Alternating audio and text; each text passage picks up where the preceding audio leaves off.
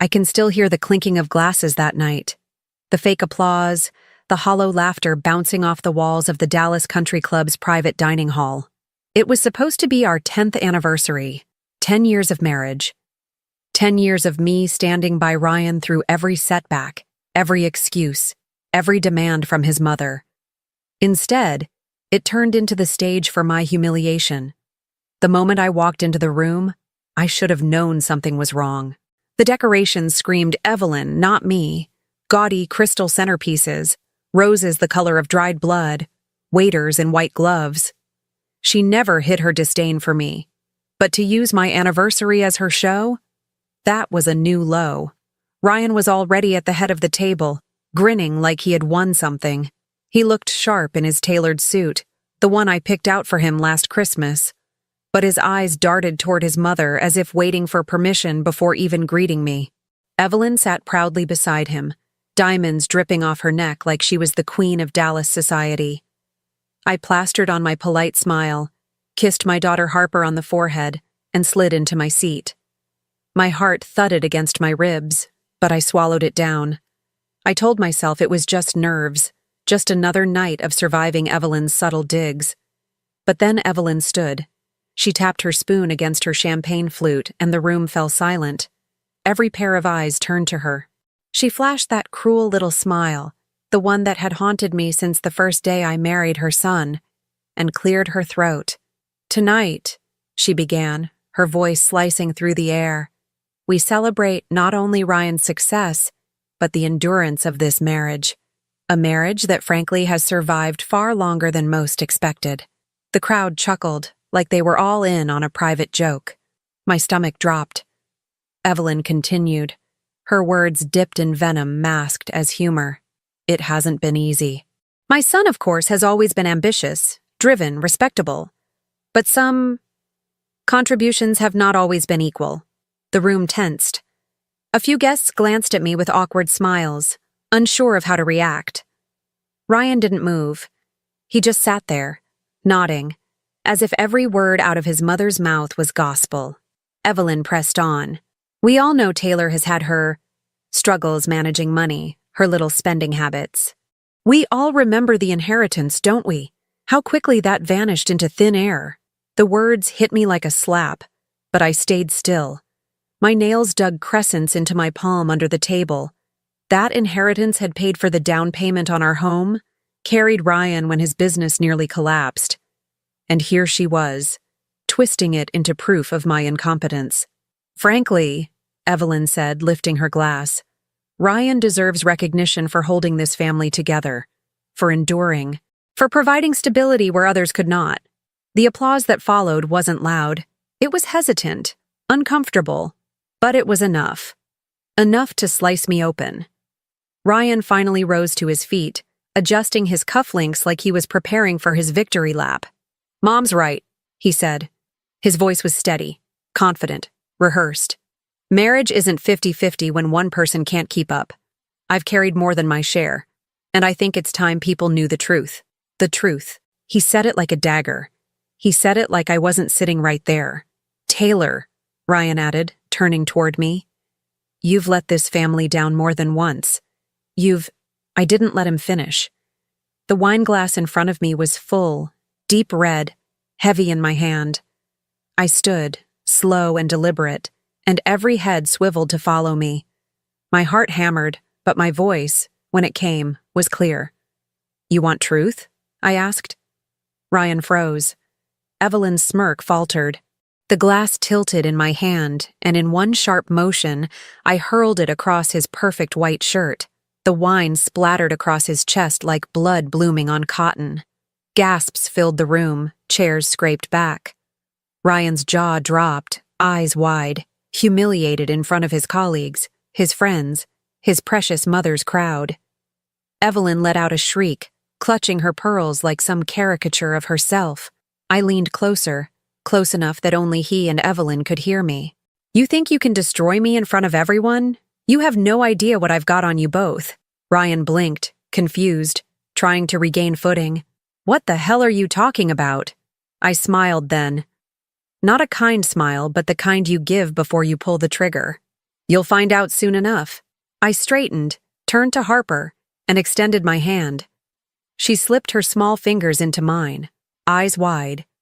But she trusted me completely. As we walked toward the exit, the whispers followed us like smoke. I didn't care. I wanted them to talk. I wanted every single person in that room to remember the sight of Ryan drenched in wine, his mother's face pale for once, and me walking out unbroken. Because that was the night I decided I wasn't the victim anymore.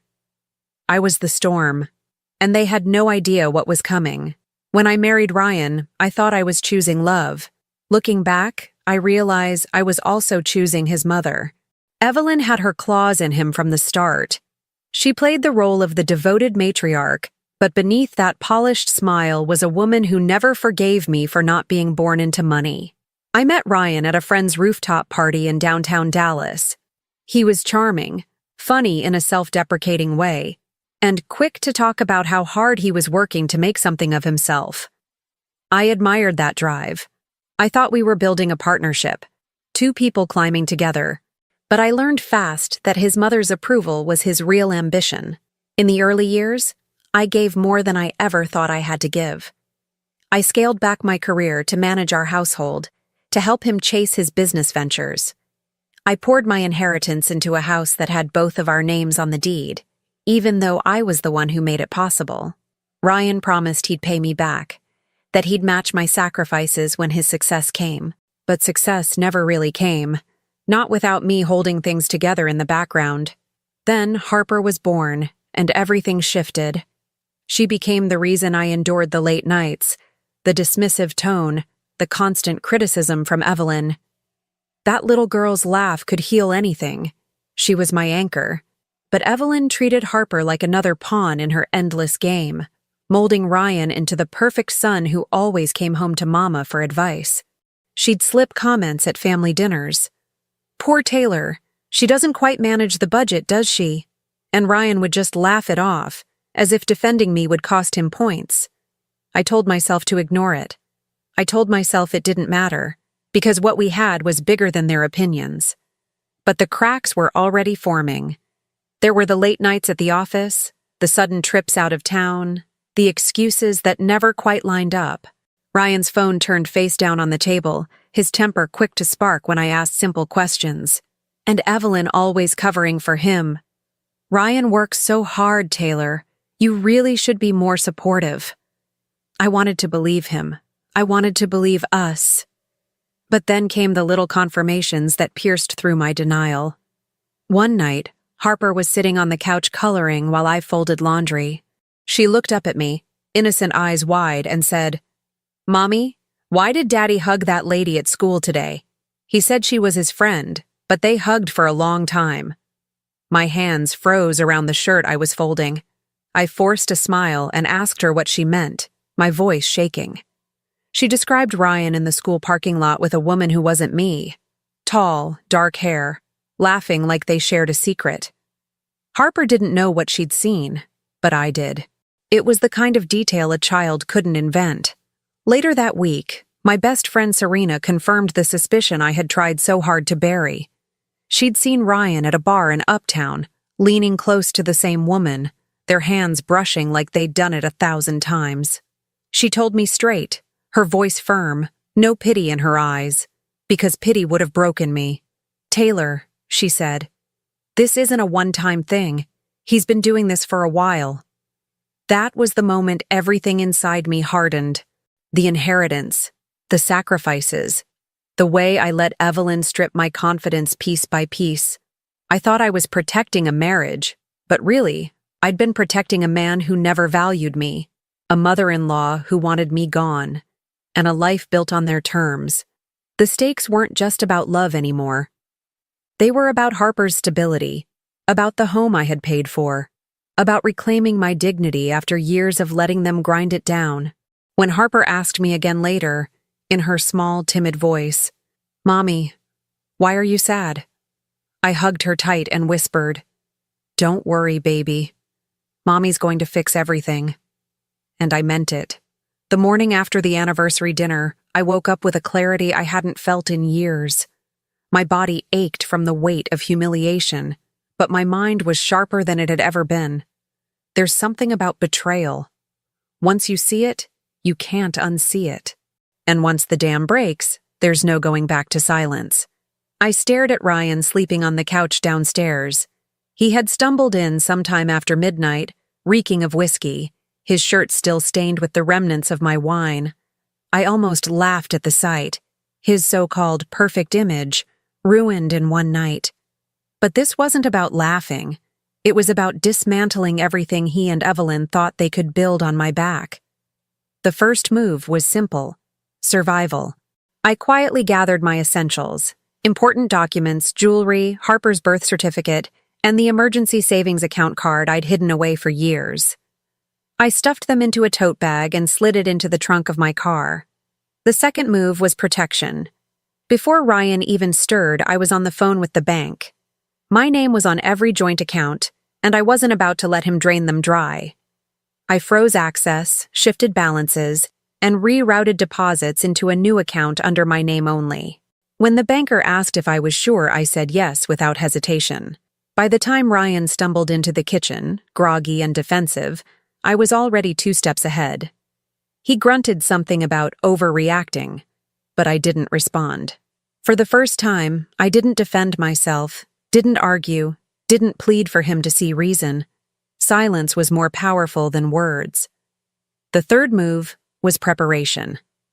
I pulled out the leather binder I'd been building for months, my secret file. Receipts, screenshots, copies of wire transfers Ryan thought I didn't know about. Texts between him and Evelyn that revealed her manipulation and his obedience. Even emails from his mistress, the one Harper had seen him with at school. I had been collecting them in secret, convincing myself I was being paranoid. Turns out I was just preparing for war. That afternoon, I called Serena. She didn't even let me finish before saying, "Finally, what do you need me to do?" "Names," I told her. "Lawyers, the kind who don't flinch when things get messy." Within an hour, I had 3 recommendations. By the end of the day, I had a consultation scheduled with one of Dallas's most ruthless divorce attorneys. I wasn't here for compromise. I was here for victory. When Harper got home from school, I kept everything light. We did homework together, made mac and cheese, and curled up for a movie. But even then, I felt the weight of what I was about to do pressing on my chest. I looked at her little face, so innocent, and swore to myself that no matter how ugly this got, she would never be collateral damage.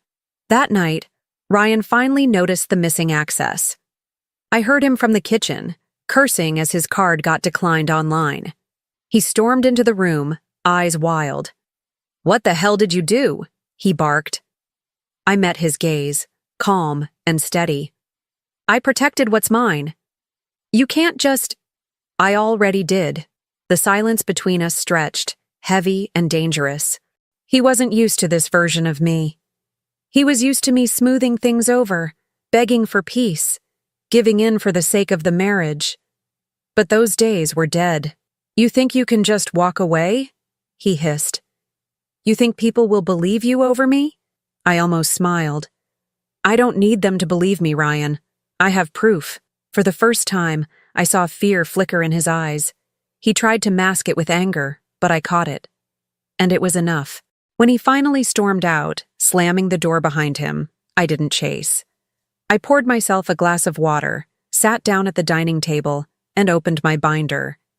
Page after page, I laid it all out, building the case in my mind like a prosecutor. This wasn't about anger anymore. It wasn't even about heartbreak. This was about strategy, about reclaiming everything they thought they could strip from me. I had been the quiet, loyal wife for 10 years. Now, I was something else entirely. And Ryan had no idea that the game had already shifted. The fallout came quicker than even I expected. The morning after I froze the accounts, Ryan's world started to crumble, and I savored every second of it. I heard him before I saw him, storming through the house, slamming doors, muttering curses under his breath. His credit card had been declined at the gas station, then again when he tried to buy lunch. By the time he walked back in, His face was flushed with rage. "You cut me off," he growled, jabbing a finger toward me like I was some misbehaving child. "Do you have any idea what you've done?" "Yes," I said evenly. "I've stopped you from draining everything I worked for." That shut him up for half a beat, but his pride wouldn't let him stay quiet. "This is temporary. My mother will fix this." Of course, he ran straight back to her. Evelyn had always been his safety net, his enabler, the voice in his ear convincing him that I was replaceable. But money talks, and this time I'd cut off the sound. Later that day, Serena texted me a screenshot of a group chat from one of Evelyn's charity circles. They were buzzing about the scene at our anniversary dinner, about the wine dripping down Ryan's suit, about Evelyn's speech turning sour. Dallas was small in its own way, social circles tighter than a noose. By the end of the week, everyone who mattered would have heard the story, and Evelyn hated nothing more than whispers she couldn't control. 2 days later, I was at the grocery store when I spotted one of Evelyn's friends, a woman who usually pretended I didn't exist, suddenly rushing to greet me. Her tone was syrupy, false, but I caught the curiosity burning in her eyes. "How are you holding up, Taylor? Must be so hard with everything going on." I smiled politely, but inside, I felt the shift. The narrative wasn't just Ryan's anymore. People were watching, waiting, wondering if the perfect mother-son duo was cracking. And then came the mistress. Her name was Kelsey. Young, ambitious, the kind of woman Ryan liked to show off when he thought no one was looking. She worked at his office, which made it easy for him to play hero while stringing her along. But when the money dried up, when his image started to sour, Kelsey realized she'd hitched herself to a sinking ship. I know this because Serena ran into her at a bar one night and overheard her ranting to a friend. "He promised me he was leaving his wife. He promised me his mom would take care of us.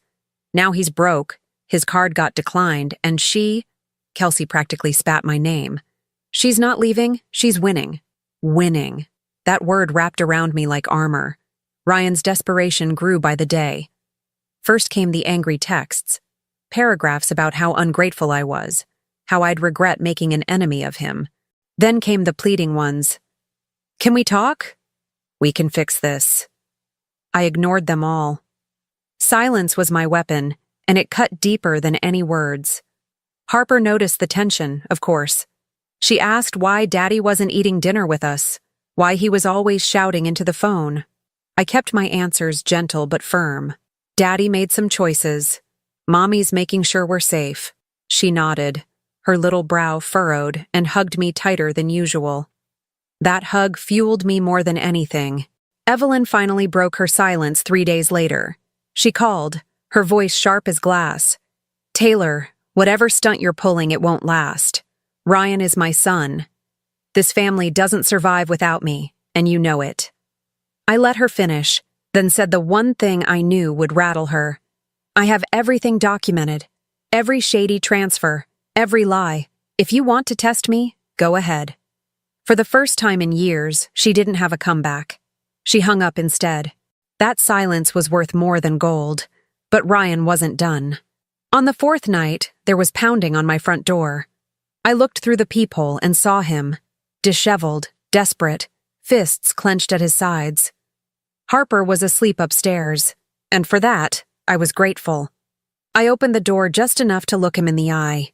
"You can't keep shutting me out," he snapped. "We need to talk." "You had 10 years to talk," I said coldly. "You chose lies instead." "This isn't just about us." His voice cracked, raw panic leaking through. "You're ruining everything. You're ruining me." I met his stare, unflinching. "No, Ryan. You did that all on your own." I closed the door before he could respond, the sound of the lock sliding into place echoing like thunder in my chest. That was the first time I saw real fear in him. Not just anger, not just arrogance, but fear. He was losing control, and he knew it. And me? For the first time in years, I felt powerful. Dallas thrives on appearances. The right restaurant, the right table, the right crowd. Everything was about who saw you and what they whispered afterward. That's why Ryan chose Del Frisco's for his comeback. He thought he could rewrite the story by parading himself and Evelyn in front of their people, all polished smiles and fake laughter. But I wasn't going to let him control the narrative this time. Serena tipped me off. They've got a table for 10 at the center of the room. Ryan's wearing that smug grin again, like none of this ever happened. You sure you want to do this? More than sure, I said. When I walked through those glass doors, heads turned. My heels clicked against the marble floor, sharp and deliberate. I could feel eyes following me, whispers rippling like static. And at that center table, Ryan's grin faltered the second he saw me. Evelyn stiffened, her martini glass frozen halfway to her lips. I didn't wait for an invitation. I walked straight to their table, pulled out an empty chair, and sat down like I belonged there more than either of them ever did. The silence was electric. Finally, Ryan cleared his throat. Taylor, this is unexpected. Unexpected? I tilted my head. So was being ambushed at my own anniversary dinner. But here we are.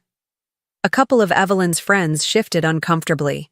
One of Ryan's colleagues leaned forward, clearly savoring the drama. I wanted every single one of them to see. Evelyn recovered first, her voice syrupy but tight.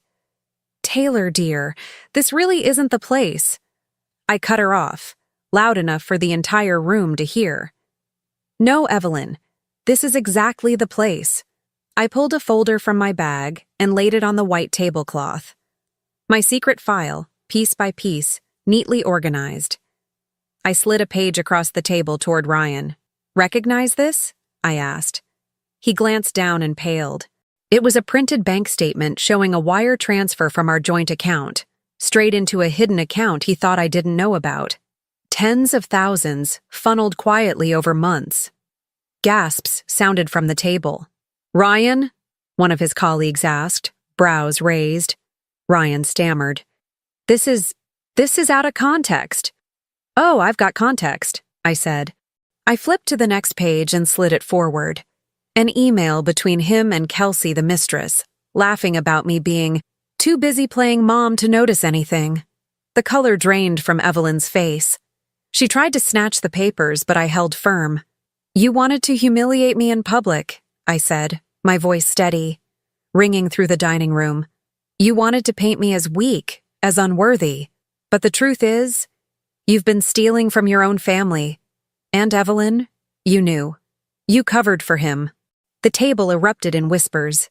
A man at the next table craned his neck, clearly catching every word.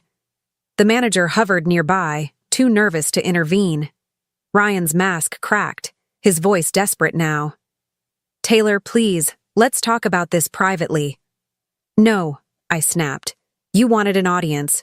Now you have one. I leaned in closer, my voice low but clear enough to carry. You think I'm the one who looks bad here? Look around, Ryan. Look at their faces. They're not laughing at me anymore. He glanced at his colleagues, at Evelyn's friends, at the strangers openly watching. His shoulders sagged under the weight of their judgment. Then I delivered the line I knew would spread like wildfire. Congratulations, Ryan. You didn't just cheat on your wife, you embezzled from your own daughter's future. That's the kind of man you are. The room went silent. Even the waiters froze. And then, like a wave, the whispers began. Phones came out. Screens lit up. This was going to travel faster than any spin Evelyn could put together. Kelsey must have caught wind too, because just then, she appeared at the bar. She froze when she saw me at the table, then saw the stack of papers. Her face went white. Without a word, she turned on her heel and left. Ryan's head dropped into his hands. Evelyn's lips pressed into a thin line, fury and panic battling across her face. For once, she had no script. I stood, gathered my file, and looked around the room. Enjoy your dinner, everyone. Don't let the lies spoil your appetite. And with that, I walked out. The buzz followed me all the way to the valet. People whispering my name, people repeating my words, people snapping photos of Ryan's ashen face through the window. By the time my car pulled up, the damage was done. Back in the driver's seat, my hands trembled. Not from fear, but from adrenaline. From power. For the first time in a decade, I wasn't the woman they ridiculed or dismissed. I was the woman who turned their game against them. And Ryan? He was nothing more than a headline waiting to happen. I knew Ryan wouldn't go quietly. Men like him never do. Humiliation wasn't the end for him. It was just the beginning of a performance. If he couldn't control me, he'd try to control the story. It started the next morning. A slick, carefully edited video popped up on his social media.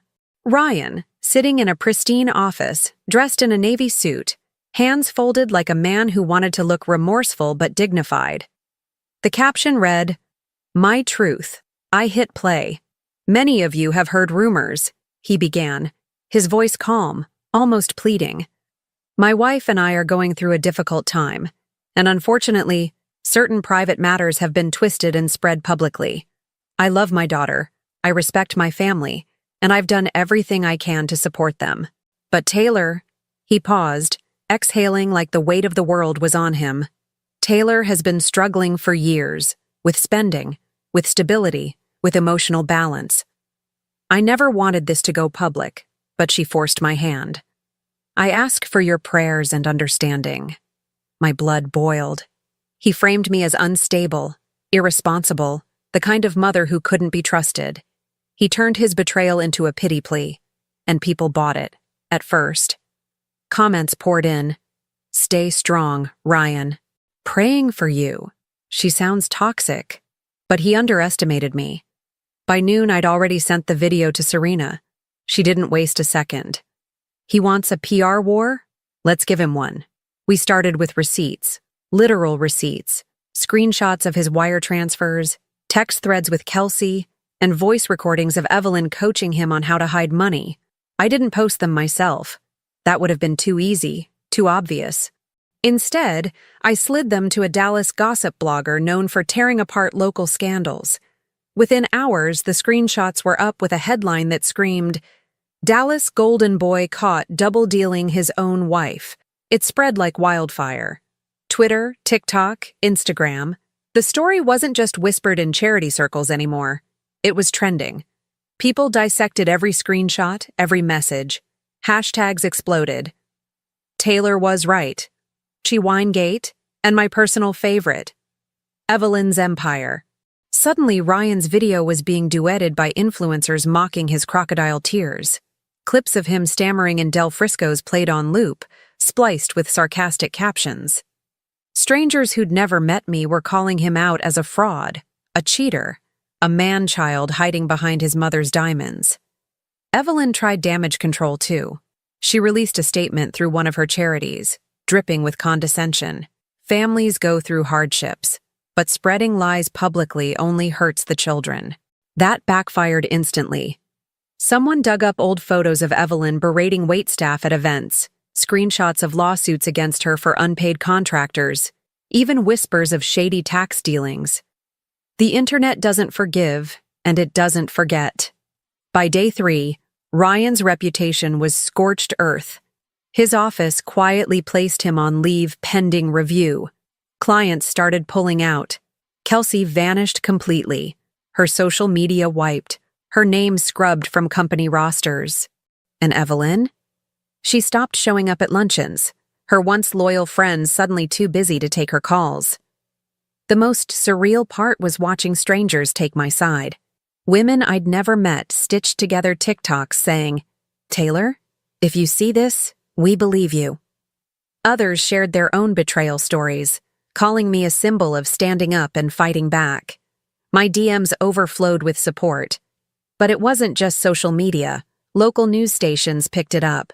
One anchor, smirking slightly, reported, "Prominent Dallas businessman Ryan Johnson is under fire tonight after allegations of infidelity and financial misconduct. His wife, Taylor, has presented compelling evidence, and the court of public opinion is weighing in loudly." Ryan called that night. I let it go to voicemail. His voice shook with panic. "Taylor, please, you have to stop this. You're destroying me. Think about Harper. Think about what this does to her. We can settle this quietly. Just Take it all down. I replayed that message 3 times, not because I doubted myself, but because I wanted to savor the sound of his power slipping away. For years, Evelyn convinced him I was powerless. For years, he believed it. Now he knew the truth. My silence had never meant weakness. It meant I was biding my time. The final blow came when someone leaked a recording from Del Frisco's. One of Evelyn's friends had captured the entire confrontation on her phone. The video hit the internet like gasoline on fire. Me sliding the papers across the table, Ryan stammering, my line about him embezzling from Harper's future. It went viral overnight. Millions of views. People captioned it, "This is how you expose a liar." Iconic. Justice served with a side of wine. Ryan's name was mud. Evelyn's carefully constructed empire was collapsing in real time. And me? For the first time, I wasn't just surviving. I was winning the narrative. Of course, winning didn't erase the pain. At night, after Harper was asleep, I'd sit in the quiet and feel the weight of everything pressing on me. The years wasted, the trust shattered, the constant gnawing fear of what came next. But then I'd think about her, about the world I was building for her, and it steadied me. Ryan thought he could bury me with lies. Evelyn thought she could erase me with humiliation. Instead, they lit a fire that burned their own house down, and I wasn't finished yet. If the public humiliation had been the spark, the courtroom was the wildfire. I didn't come this far just to watch Ryan squirm online. I wanted every legal thread of his life unraveled until he was left with nothing but ashes. The divorce proceedings began in a downtown Dallas courthouse that smelled of marble polish and fear. Ryan strutted in with Evelyn at his side, both dressed like they were attending a gala, not a dismantling. His lawyer was sharp but smug, clearly convinced Ryan's charm would sway the judge. Mine, on the other hand, was Serena's top recommendation, a woman named Marissa who could cut a man down with a single look. She didn't bother with theatrics. She came armed with facts, documentation, and the firepower of my secret file. Ryan tried to spin his usual lines. I was unstable, overspent, a bad manager of money. But every claim he made, Marissa shredded with receipts. Wire transfers traced directly to his hidden accounts. Emails tying Evelyn to financial cover-ups. Even text messages from Kelsey demanding promises he never kept. Every time Ryan shifted in his seat, his mask cracked a little more. The judge didn't need long to see through him. Harper's custody was the first hammer to fall. Ryan argued for joint custody, painting himself as the devoted father. But Marissa presented evidence of his neglect. Missed school pickups. Weekends he pawned her off on Evelyn so he could play house with Kelsey. I added my own testimony, calm and steady, about the nights Harper asked why Daddy wasn't home. By the end, the judge ruled in my favor. Full custody to me, supervised visits for him until further review. Ryan's face when the gavel dropped. It wasn't anger this time. It was panic. The kind of panic that told me he finally understood. I wasn't bluffing. Next came the house. The deed had both our names, but the down payment had been my inheritance. I had the paperwork to prove it. Marissa laid it out like a weapon, and Ryan's lawyer sputtered. The ruling was clear. The house was mine, clean and untouchable. Then came the finances. Ryan had tried to hide assets, funneling money into shell accounts under Evelyn's guidance. But once those records hit the courtroom, it was over. The judge froze his accounts, ordered restitution, and demanded full disclosure of every financial stream.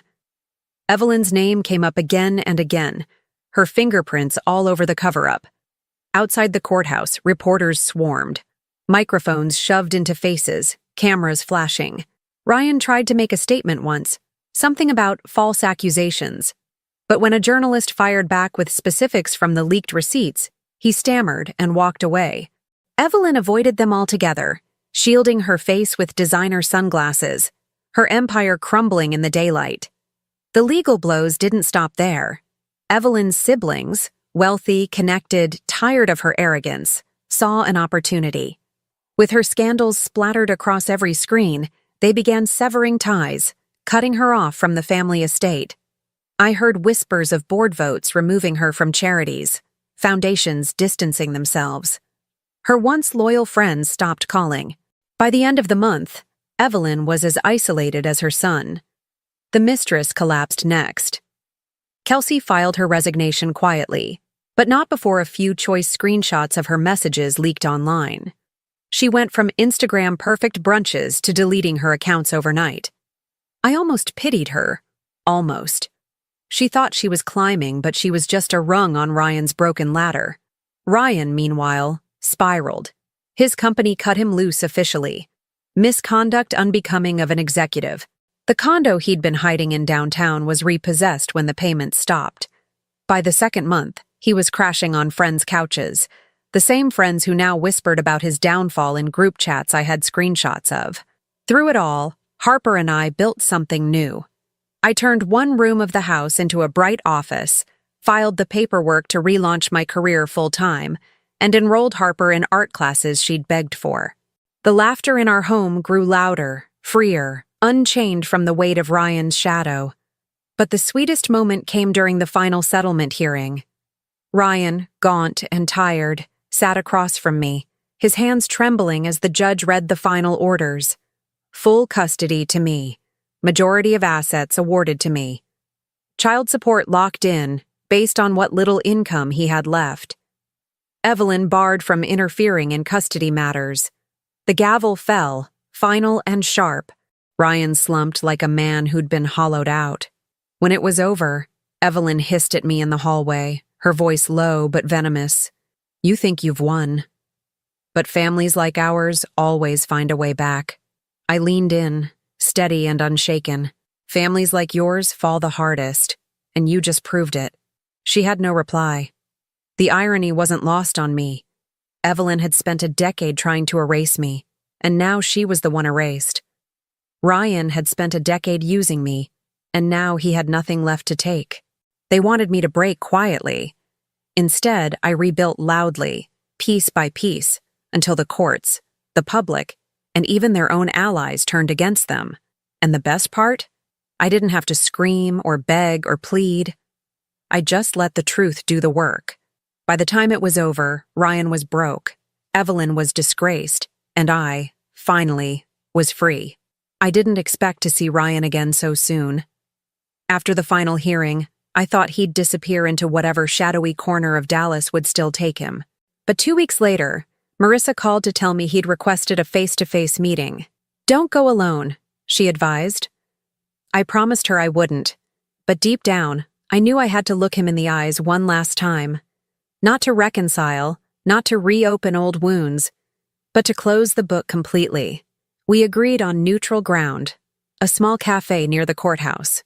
Bright daylight, plenty of people around. No place for secrets. I arrived early, sat at a corner table and ordered black coffee. My hands didn't shake. My heart didn't race. I wasn't nervous. I was done being nervous around Ryan. When he walked in, I almost didn't recognize him. The man who used to strut through rooms like he owned them now looked hollow, smaller somehow. His suit was wrinkled, his hair unkempt, his eyes red-rimmed like he hadn't slept. He spotted me, hesitated, then shuffled over. "Taylor," he said softly, sliding into the chair across from me. I didn't reply. I let the silence stretch until he squirmed. Finally, he exhaled, his shoulders slumping. I messed up. The understatement nearly made me laugh. I lost everything, he continued. My job, my home, my mother's support. Even Kelsey's gone. I thought I had more time. I thought I could fix it before it got this bad. I stared at him, unmoved. And now you want what? Pity? His face twisted. No, I want a chance to make things right. For Harper. For us. The word us made my skin crawl. There is no us, Ryan, I said flatly. There hasn't been for a long time. He leaned forward, desperation flickering in his eyes. Taylor, please. We built a life together. We made a family. You can't just erase that. I made mistakes, yes, but I can change. I swear I can change. I let him spill, let him pour out every rehearsed line, every plea. It was almost pathetic, watching him try to stitch together a narrative where I'd take him back. He even reached across the table once, his hand trembling, but I pulled mine back before he could touch me. "You don't get it," I said finally, my voice cutting through his rambling. "This isn't about change. This is about consequences. For years, you and your mother thought you could manipulate me, humiliate me, steal from me. You thought I'd always stay quiet, that I'd keep the peace. But the silence is gone, Ryan. And so are you." His jaw tightened, anger flashing for a moment before giving way to something else. Fear. "So that's it? You're just going to walk away, after everything?" "Yes," I said simply. He shook his head, his voice breaking. "You'll regret this. One day, you'll regret throwing me away." That's when I leaned forward, locked eyes with him, and spoke the words I'd been holding for months. "You're the architect of your own destruction, Ryan. You built this collapse brick by brick. All I did was show the world the blueprint." The words landed like a punch. He recoiled, his lips parting, but no sound came out. He knew it was true. I stood, dropped a few bills on the table for the coffee, and grabbed my bag. For a moment, I just looked at him, this broken man who once thought he had all the power. Then I turned and walked out, not once looking back. Outside, the sunlight hit my face. The air felt cleaner. For the first time in years, I wasn't dragging chains behind me. The final confrontation wasn't loud. There were no screaming matches, no slammed doors, no thrown glasses. It was quiet, final, absolute. Because revenge isn't just about watching someone fall, it's about standing taller when they're on their knees. And I had never stood taller in my life. A year later, my life barely resembled the wreckage Ryan and Evelyn left behind. The house, the one I'd fought so hard to keep, was finally mine in every sense. The walls no longer echoed with tension. They carried laughter, music, and the sound of Harper humming while she painted at the kitchen table. Every morning felt like proof that I'd made it through.